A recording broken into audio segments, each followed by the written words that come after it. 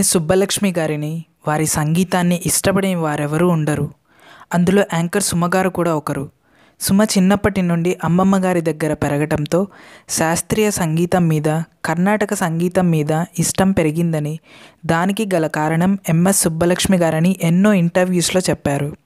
సుబ్బలక్ష్మి గారి వారసత్వం వారి కూతురు రాధా విశ్వనాథన్ గారిది. రాధా గారంటే కూడా తనకు ఇష్టమని, వాళ్ళిద్దరూ కలిసి చాలా కచేరీలు చేశారని చెప్పుకొచ్చారు. నా చిన్న వయసులో మా అమ్మమ్మ గారు వాళ్ళ కచేరీకి కూడా తీసుకువెళ్లారని సుమగారు చెప్పారు.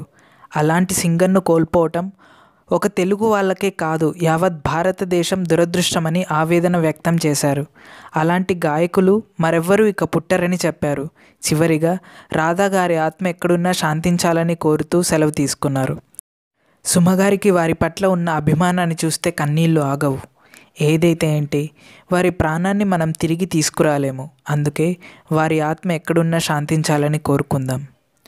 మీరు కూడా సుమగారి అభిప్రాయం గౌరవిస్తున్నారా?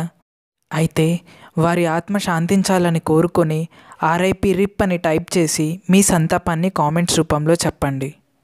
ఈ వీడియో మీకు నచ్చినట్టయితే లైక్ చేసి మన ఛానల్ను సబ్స్క్రైబ్ చేయండి. Thanks for watching.